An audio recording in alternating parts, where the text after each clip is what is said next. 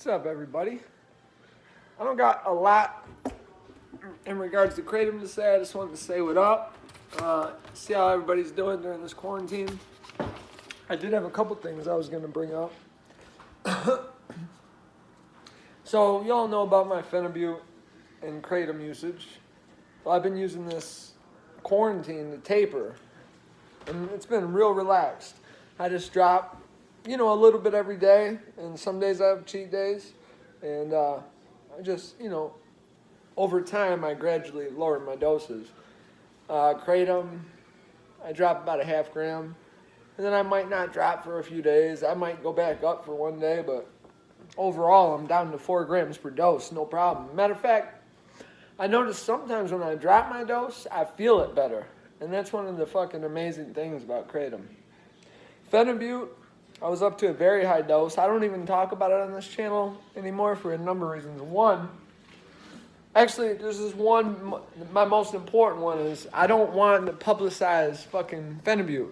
Not because I think it's horrible for you, even though it can be bad for you. I don't want to make it popular because I don't want that shit ever under a microscope. That shit has changed my life. I've told you in other videos before. I can never have that under a fucking microscope. That's my shit. And it saved me. And it helps me live a productive fucking life. So that's what it is. But I am tapering that. Your tolerance to that raises up quick. So you gotta be respectful about it. So I just dropped. I'm down to. I was at like 25 grams a day, and right now I'm down to like 11. And I still got another week before I probably have to go back to work. So I'm just relaxing and just making it easy on myself. And again, I'll have a cheat day with that. Modafinil I've always taken no more than twice a week. I like the effects to feel strong. So if you were to take that shit every day, it'd be like taking a vitamin. Probably not even that. What else can I tell you all about? I thought I'd show you what I vape on. I smoked Newports for at least a decade. And we went on a trip. And we couldn't smoke in the car. We drove to Florida from Michigan. And so I kept trying different vapes. And I would get something this is back in the day before vaping became popular. Like buying the blue shits, the little blue e-cig and all that. And I was like, man, these could never work because this throat hit is not strong enough. There's no way you could quit smoking and go to this. That's when I got on the internet and started looking for shit that would be strong enough. And sure enough, back then, I found something called Green Smoke, which looks like a regular cigarette. But that fucker hit, man. The first time I hit it, I had to sit down for a second to chill. And that was before vaping became popular. This is back in the day. This motherfucker was awesome. Of course, now everybody vapes. And there's all different kinds of tools and devices. But I want to show you all what I use, just for the fuck of it. So, I didn't smoke flavors. I only smoked menthol tobacco for most of it. But my girl had me try one of her flavors. Actually, no. She got a mystery box. And I've tried her flavors over time, but I was like, it tastes good, but I need something that feels like a cigarette all day. And I still, when I leave the house, when I go to work, I fill my tank up with menthol tobacco, which I'll show you which ones I use, because I've tried a bunch, and I'll tell you the one that works best for me. And I use this, RPM 40. And I use 28 milligram nicotine with the menthol tobacco. But anyways, she bought a mystery box, and 2 of the flavors in that box changed me. I was like, oh my fucking God, I'm going to start smoking flavors when I'm at home now. So I got this to smoke my flavors with. It's called a PM80.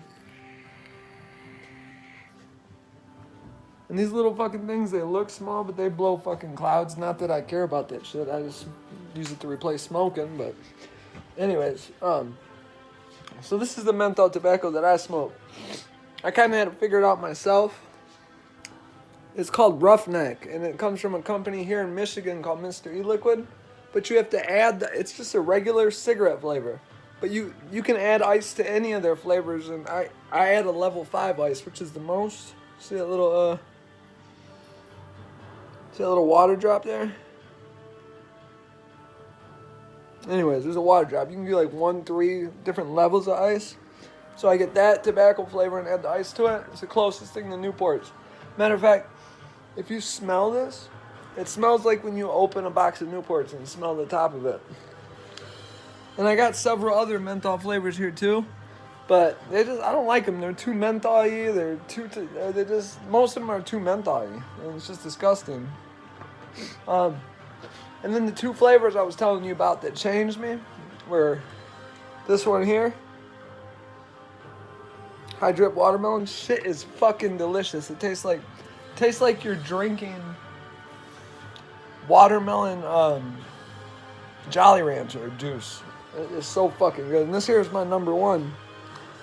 Red's Apple. Words can't even describe it. But here's another couple I like. Sour Belts from 1UP. It just tastes fucking awesome. And this whole series, the sour series from Kilo. Plus, we all like kilos. So that's a double win. So yeah, that's kind of some of the shit I'm doing while I sit around in my fucking pajama pants every single day. And honestly, on one hand, I really love this shit, and I probably shouldn't even say that out loud, but I'm getting paid at least basically my same salary because the government in Michigan is giving us, it's the whole United States, everybody gets that extra $600. So I might be making $50 more a week than I was working.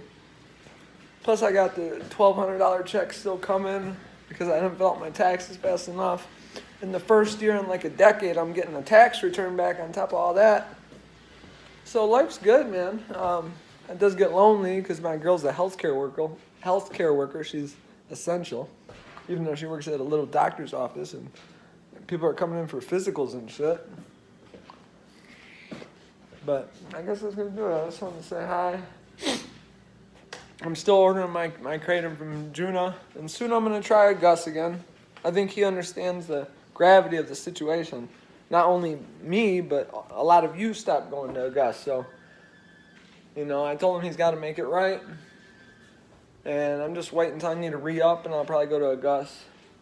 Now, the thing about the other guy, Juna, is his shit comes so fast. I mean, not that fast. It still takes like a little over a week, but I don't know. It's just been a long time since I shopped at the Gus, so I don't know. I don't feel like waiting no fucking month. But they have to use a different shipping method now too. They have to use DHL because the coronavirus. So it's a little bit more expensive, but it's way, way cheaper than fucking buying from a U.S. company. Probably better too. So yeah, that's gonna do it. It's nice talking to everybody.